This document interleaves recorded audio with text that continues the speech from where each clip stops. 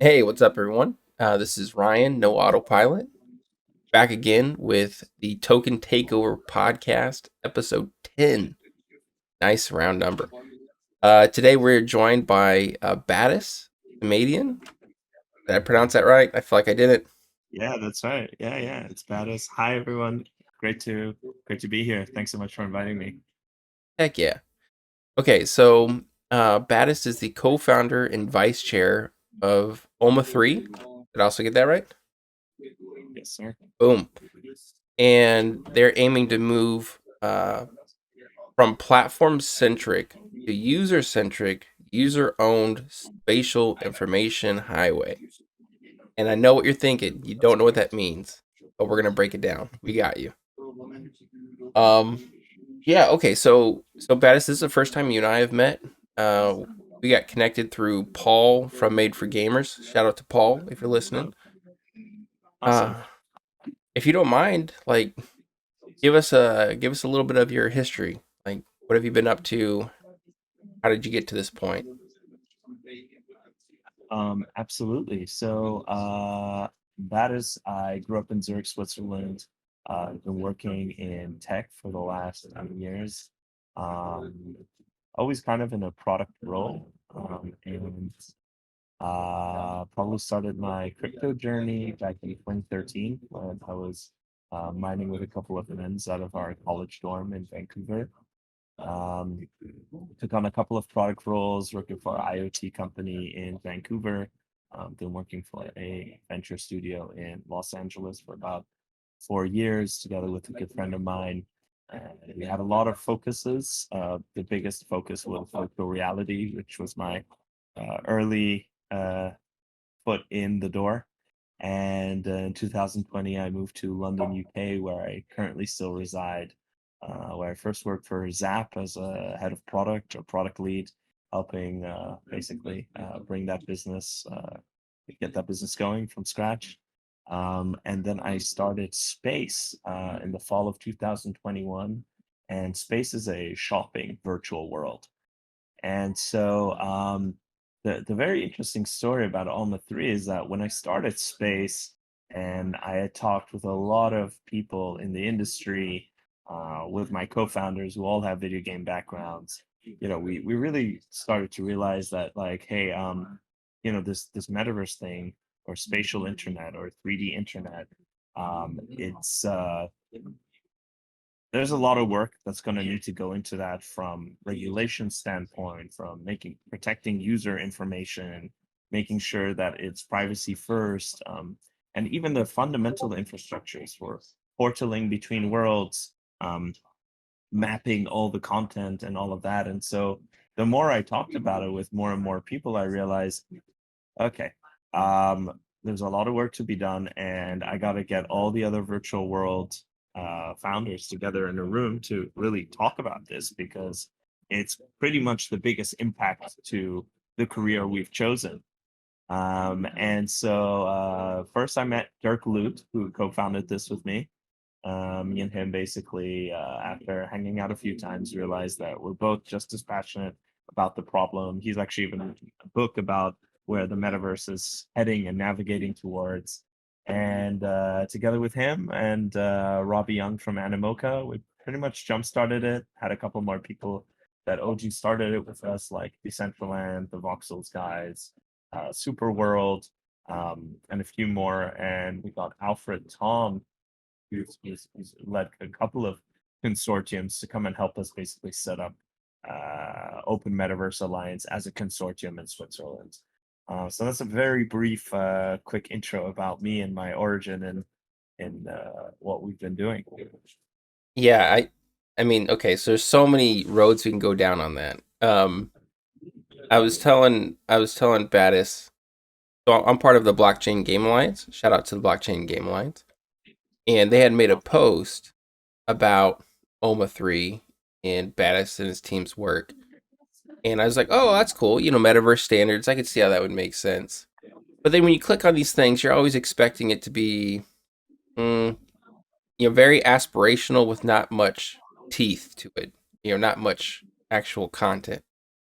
And then Sure. when I popped open your website, I mean, you mentioned some of the largest brands in metaverse play right now. You guys have consortiums that are like focusing on specific issues or opportunities. Like I was really blown away. I was really blown away with what you guys are building. Thank you. Yeah. Um, Yeah, so I guess if you want, I can respond to that. I think these standards are incredibly important, and really what we strive for is that as Web3 fundamentalists, we really want to make sure that as we go into this next iteration of the internet in a spatial shape and form, it's really important that it's owned by the users, all their data, all their information, and really, if you think about what activities you'll be doing as a user, ownership is fundamental, and the ability to basically transfer with your backpack of owned goods and items and identity everywhere you go is incredibly important. And so, when we wanted to put this together, we really wanted to avoid a round table of knights, or what you would call basically like an infinite discussion pool. And so what we decided to do is we created working groups from the start where we were like, look, there's a lot of things to tackle. Let's prioritize what matters to us the most, or what are the most important things to further the industry, and let's focus on those first, such as portaling and mapping, um, asset transfer, and many more things. And so by doing that, we essentially focused ourselves around interworld portals, interworld asset transfer, land domain names, and ensuring creator royalties get paid with NFT standardizations. Yeah, I'm super proud of all the members and all the help we're getting right now, and everyone who's joining us. And if you haven't, please do. We're on a very big mission, and we need as many arms and legs as possible. Heck yeah. And I'll have the links to OMA3 in the description of this podcast. So at the end of this podcast, definitely click on that and check it out. Um okay, so one thing I think might be helpful, so for folks who maybe aren't as deep in the weeds on some of the challenges slash opportunities in metaverse, like what does the future look like from a user perspective, like with these interconnected worlds, like kind of paint that picture for us a little bit on what that could look like through the work of OMA3.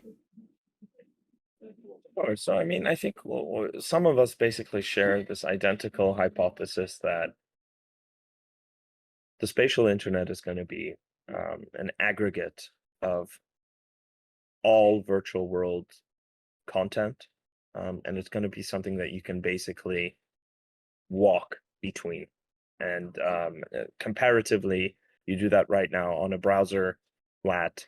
You open tabs. The browser you're using has already indexed and mapped all content on the internet, or most, and you navigate between them seamlessly, right? On the other hand, virtual worlds are somewhat a newer topic in the shape and form of spatial internet, and previously only known as kind of like a genre of video games.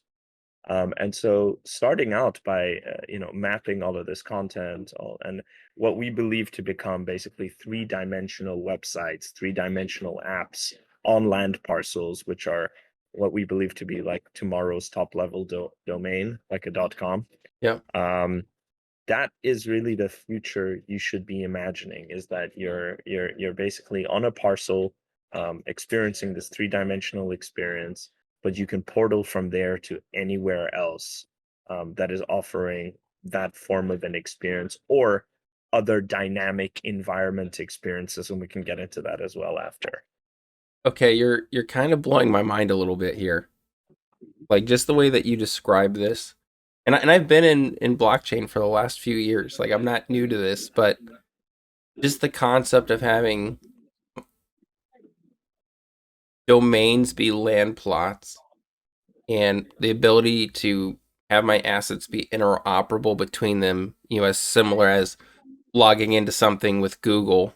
Uh, that is, yeah, that is a lot to process. That's very exciting. Yeah, well, it definitely is. It's a lot. It's a new kind of consumption, right? It's a new way of interacting with mediums. It's a new way of consuming mediums, and it's also a new kind of like choice of responsibility and privacy to basically be in charge of what backpack equipment you travel with or what identity you travel with between these worlds, right? And I think it's basically a future world that I think will be best for the users, a safer, more protective of their interests, and that's really what we're fighting for. Hence all of the like independent elements and working groups that need to come together to solve these very difficult problems. Because I'm speaking to you about it like as if it's like, you know, easy to understand, or at least I'm trying to easy to comprehend. In Yeah. reality, these are very complicated topics that require a lot of energy by contributors to the open metaverse, right? That's how we look at it. We think it has to be an open metaverse, and it needs to have all sorts of open economy incentives for people to help grow it and manage it and secure it.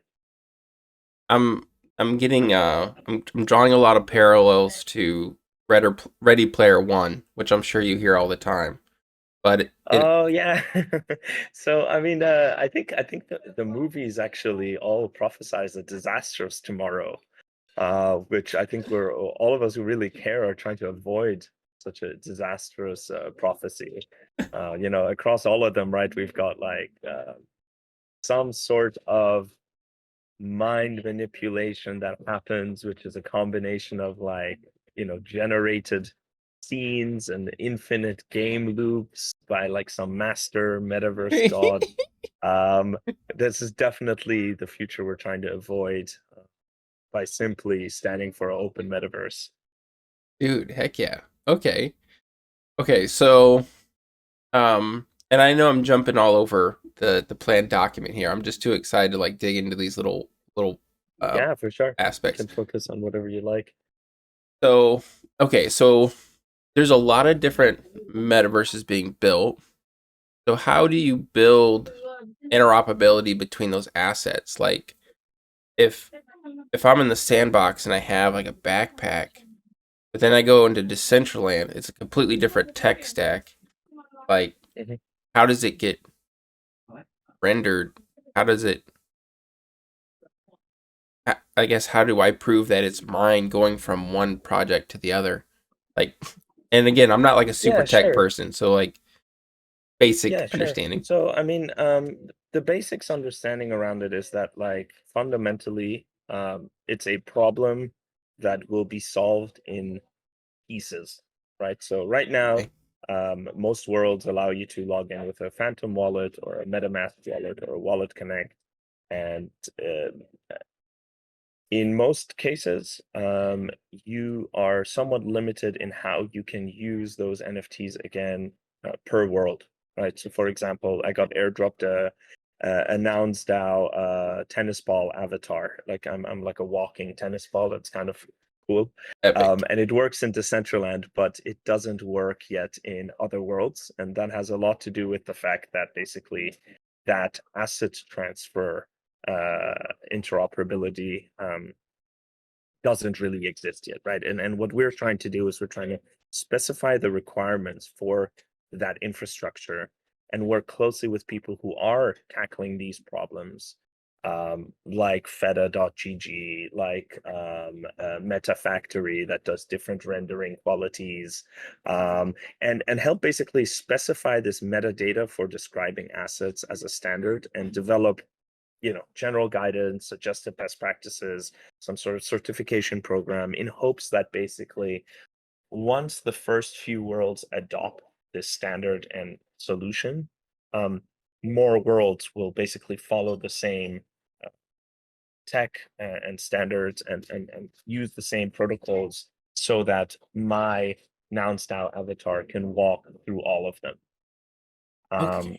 And then on the backpack side, right? So one thing is the avatar, but what happens if my avatar portals through but it arrives essentially naked. It doesn't have the equipment it had from the previous world. So let's break that down. Let's say in my platform in space, my tennis ball avatar is wearing sunglasses and a hat. But when I go from there to the Decentraland parcel of like a casino experience, suddenly I arrive and all of these assets are missing on my face. Mm-hmm. Right.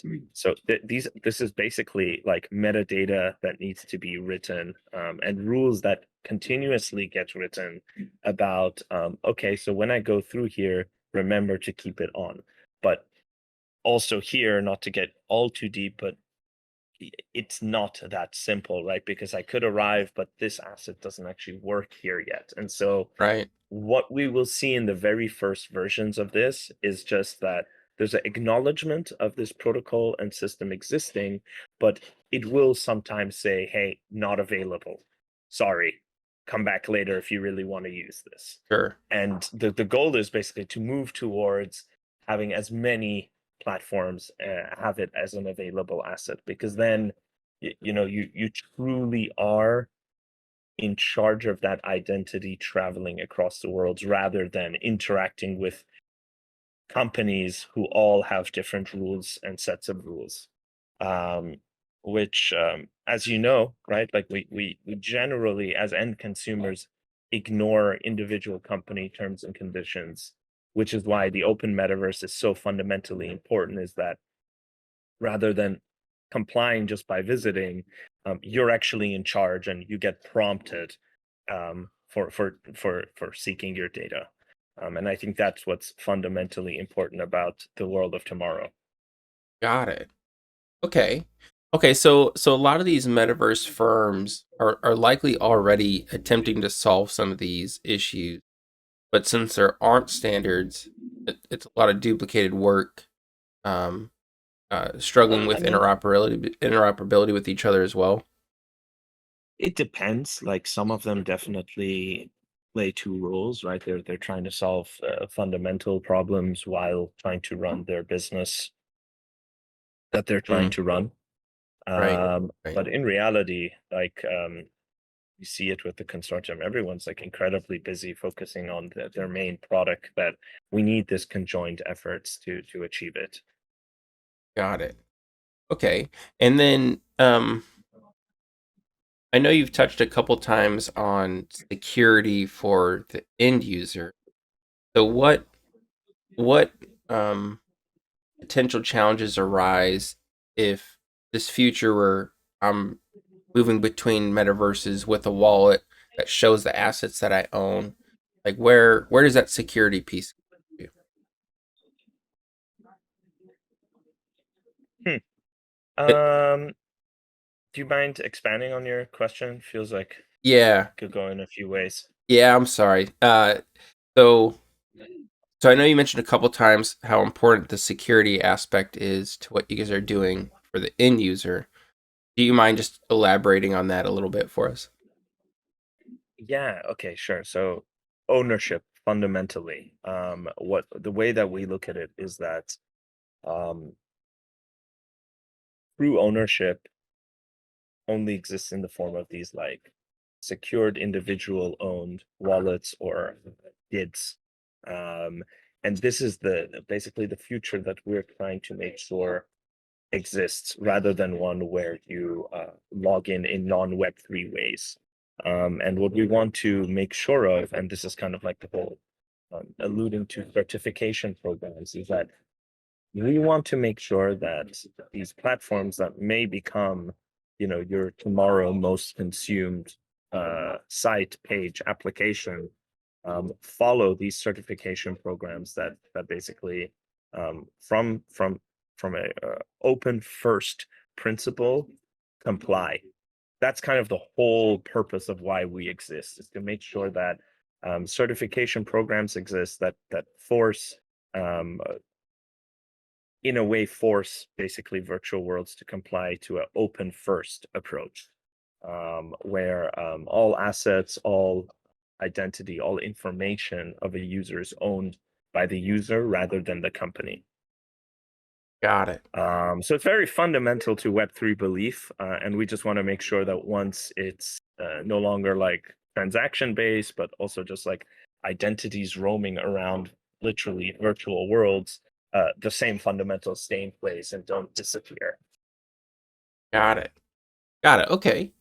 Um, so I spend most of my time kind of working in like the Web3 gaming side of things. Mhm. And I know like the thought process of having interoperability there is brought up quite a bit, where at some point this gun you could take into other games and um does your team kind of see that as like a potential area of focus down the road as well? Like It's the a yeah, it's definitely a cross collaboration point, which is why we work with the BGA. So just to go down that route with you, right? Just think about XP leveling, right?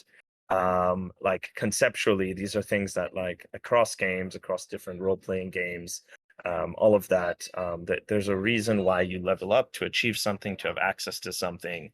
But this could be actually gamified in more interesting ways where the leveling you've achieved in your identity or as for your avatar is something that universally is valuable to you.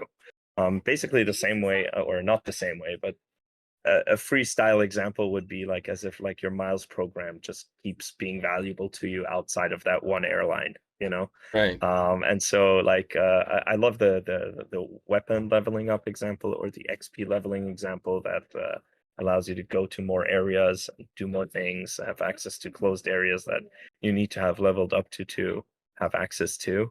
I think that's definitely along the lines of how we're thinking about it, both in a uh, game experience format as well as in other social or shopping or other kind of content perspectives.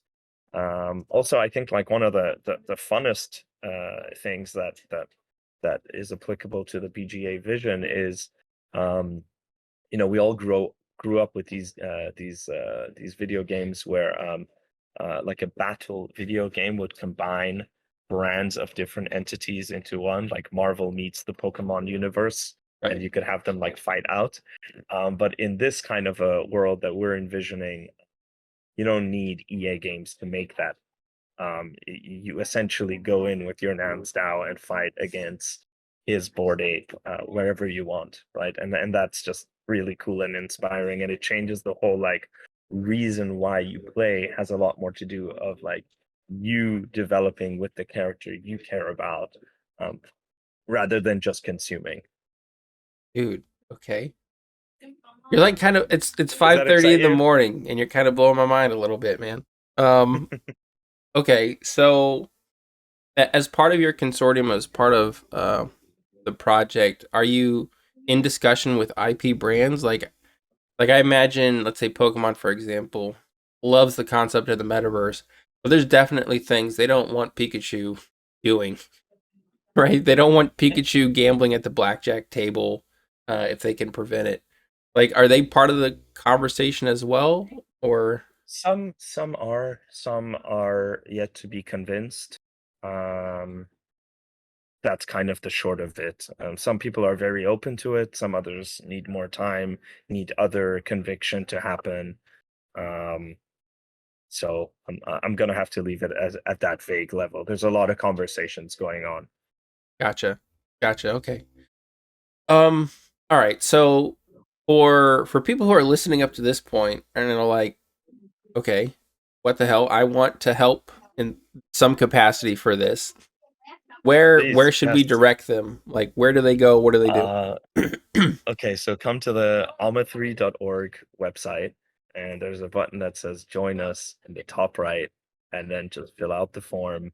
And you can DM me, you can DM the OMA3 Twitter account. So that's at Batis Samadian or at OMA3. We really would love to hear from all of you and get you guys to join, and help us achieve what we're trying to achieve. Sorry, it was at OMA3 DAO, by the way. Um, Please do. We really need as much help as we can, and realistically, like all the working groups need additional arms and legs so that we can keep moving forward to achieve our vision. Are there certain areas of expertise that you're really looking for this consortium?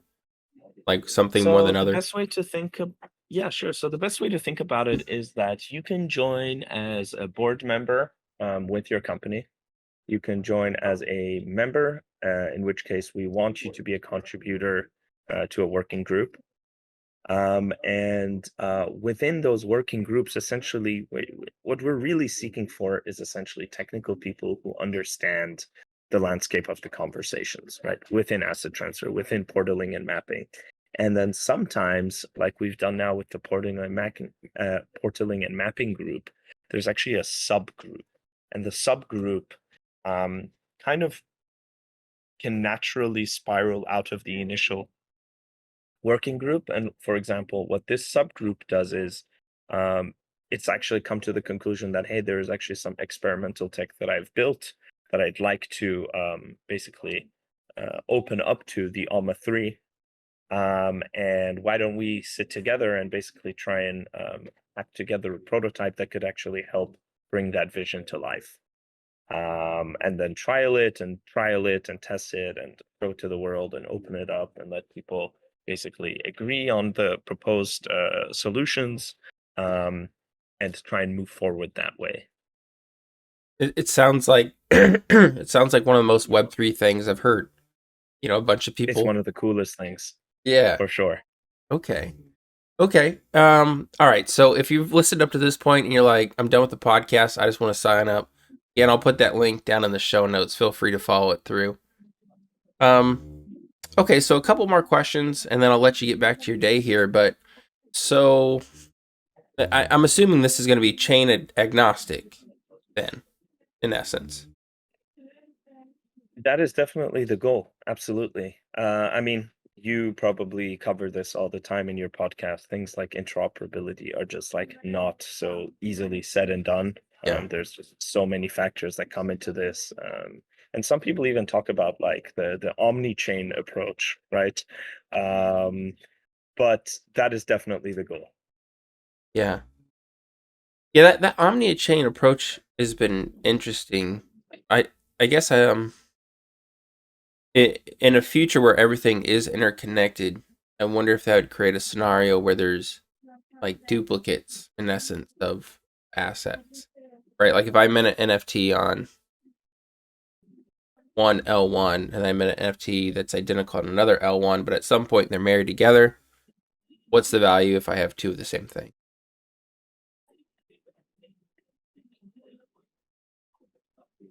So, do you want to quickly go into this for like 2 minutes? Because I have like Dude, some opinions I'll on it, roll. Let's but go. I would really love to also like pick your brain on this. So, from my perspective, what I like about the approach is that essentially it's dumbed down comparable to I buy one thing and I have all these additional formats to download it in. It introduces an ease of use and like basically like a stress-free approach to owning many assets between chains. It introduces complications that are fundamental rather than practical, right? Where do you stand on that? And do you actually believe in the omni-chain approach, or do you think that the complicated or the more technically safe route needs to be taken? Um, hmm. We can Yeah, park if it's for another podcast, but I just like to know. no, we're good. I guess like so with the knowledge I have, I think the security is paramount.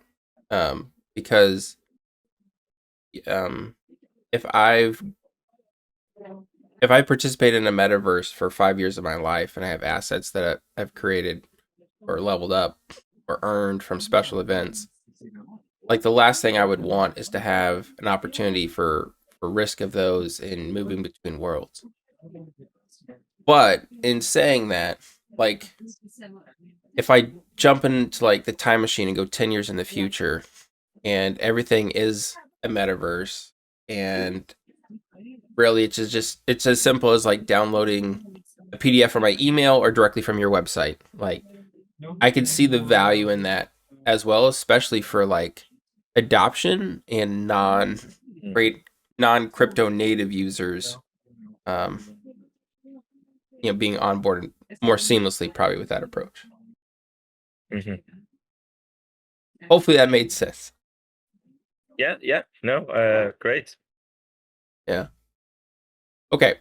All right. So I think we talked about the working groups a little bit. So with your team right now, the biggest focus is just getting more bodies in that have expertise in this area that are willing to contribute. Like that's the main focus, correct? Yeah, sure. So the main focus is essentially the working groups that you see right now. In my specific team, I'm leading the interworld portals / portaling mapping working group. So that's basically I'm leading the responsibility to make sure that we make progress there within the first year and basically achieve our milestones of releasing a paper, which we have, gathering more feedback, working towards a prototype, hopefully finding a lot of alignment around that prototype and the standards we've been trying to set. That's basically our mission for the first year. Got And it. of course, growing the general base of members. And how has, when you've approached projects that are kind of building in this metaverse space, how has their reactions been to the forming of standards? Generally positive if they understand what the mission is and why we're doing this. It's practically something that everyone fundamentally is with, especially because building these worlds is very complex, and you have to build these communities, you have to find incentives for communities, and it just seems to naturally align for people who really do understand the whole format of open. So I would say relatively easy from that perspective. Dude, that's amazing. That's how you want it to be. Like you make a phone call and they're happy you called them. That's great. Yeah. Okay, so I typically have kind of Web3 startups on here, so I always like to give this question in case it can help you get some exposure. Are you fundraising and or hiring for any roles right now? We're not doing either at this moment for OMA3. And at Space, we are about to do a fundraising round. So yeah. Okay. Are you okay if I throw your Twitter or LinkedIn into the show notes as well? Is that Yeah, fine? please. Of course, absolutely. Cool. VCs, if you're listening, come on, get on board. What are you doing? Um, all right. So looking forward to the future. So next 2-3 years, let's assume everything goes aces for OMA3. What are you most excited about in that reality? I mean, wow, look, like if we actually achieve our mission, it'll be like a huge fundamental win for humanity. Like, I don't mean to exaggerate, but it really is. Think about it. The future of the spatial internet is basically in the hands of the users. They're in charge of their assets. It's privacy first thinking, and they're all following basically these certification expectations. That would be basically the huge win, and making sure that all virtual worlds follow this certification program, and that we've pioneered in a lot of the technology that we are working on within the group.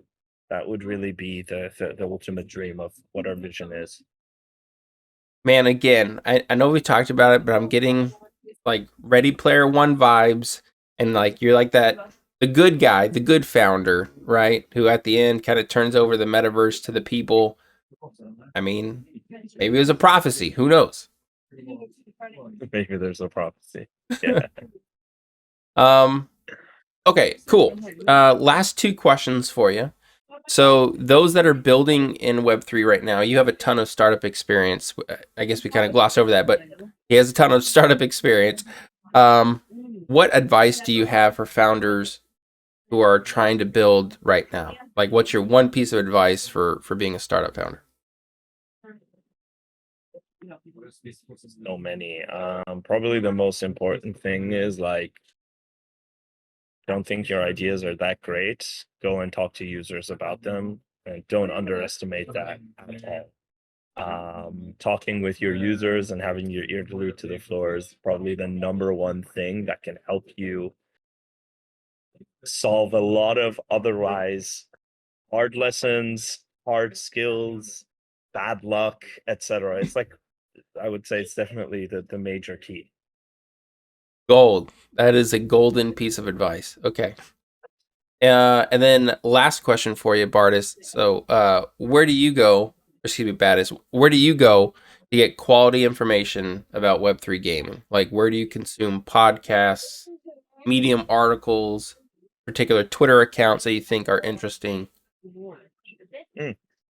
Probably mainly Twitter. There's this community manager of Mozilla Hubs, Matt Cool. There's Dank VR on Twitter as well. Quite a lot of accounts. I do Medium, but basically to just learn about what the other consortiums are up to. Let's see what else, and then mostly like just I call up my friends with urgent questions. Like I have quite a few friends working in Web3 gaming, and we meet up for drinks, or we run into each other at a conference and turn it into a lunch where we basically convince each other of what tomorrow will look like. Man, that's awesome. Yeah, that was one of the I can send you a list of a bunch of people worth following. I follow them as well, so feel free to follow them through me. Yeah, that'd be great, man. Thank you. Yeah, that was kind of the origin story of the podcast. Definitely not technical. I've attempted to code. It's been a little rough, I'm going to be honest with you. But I still want to stay educated and in the loop on like the real builders behind our future. And being able to talk with people like you is really, really rewarding. So thank you for being I'm on. also a poor coder, to be honest. I'm better at hardware building. Oh man, people keep telling me that. I need to drop the stigma of not being a coder. Yeah, one day. Next weekend. All right. Well, Batis, this has been awesome. Everyone, again, It's been great. Thank you so much. Check out OMA3. They're really doing some amazing stuff over there. And yeah, we'll definitely be keeping an eye on you, and maybe we'll have you back on the pod in a little bit and see how you guys are doing. Amazing. Great. Thanks so much for your time. Cool. All right, everyone. Peace.